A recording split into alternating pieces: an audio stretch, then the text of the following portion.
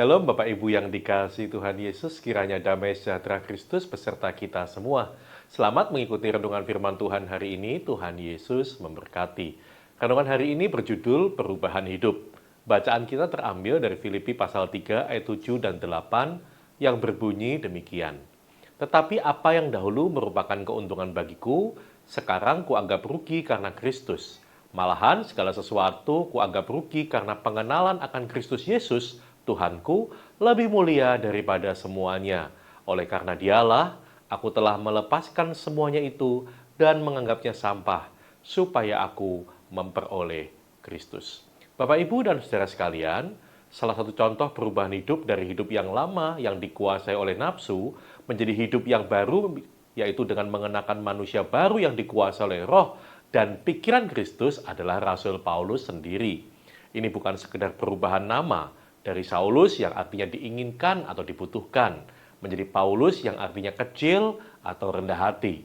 Menurut apa yang disaksikan oleh Rasul Paulus sendiri, ada perbedaan nyata antara manusia lama dengan manusia baru dalam Kristus, yaitu manusia lama itu mengerjakan segala sesuatu dengan berlandaskan pada kekuatan diri sendiri, merasa diri telah bergiat dalam memberi, dalam melayani, dan bahkan dalam kesucian diri. Itulah manusia lama Saulus yang hidup keagamaannya berfokus pada kebisaan dan kekuatan diri sendiri. Ketika Saulus mengalami perjumpaan dan perubahan hidup melalui kepenuhan Kristus, maka ia berkata, "Tetapi apa yang dahulu merupakan keuntungan bagiku, sekarang kuanggap rugi karena Kristus.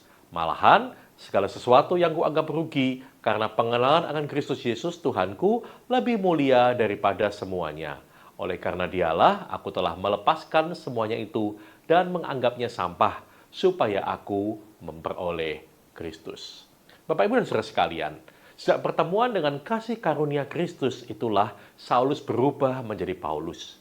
Ia mengalami transformasi hati, pikiran, dan hidup yang total, menuju pada kepenuhan hidup yang mendatangkan kesukacitaan dan kedamaian yang melampaui segala akal. Ia menjadi pribadi yang rendah hati, sadar bahwa segala sesuatu itu dari Allah, oleh Allah, dan kepada Allah. Bagi Dialah kemuliaan sampai selama-lamanya. Tentu, masalah yang dihadapi tidak bertambah ringan, bahkan semakin berat, karena harus melawan ego dan nafsu diri sendiri. Tetapi setelah ia mengalami transformasi hidup, Rasul Paulus menjadi pribadi yang rendah hati, tenang, makin kuat, dan selalu memandang kepada Tuhan.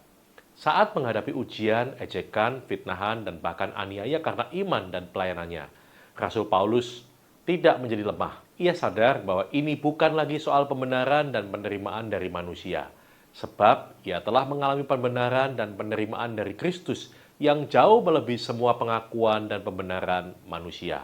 Oleh sebab itu, Rasul Paulus menjadi pribadi yang makin rendah hati dan kuat dalam tekanan, karena ia hanya memandang kepada Tuhan saja. Semua yang ia kerjakan tak adalah untuk Tuhan.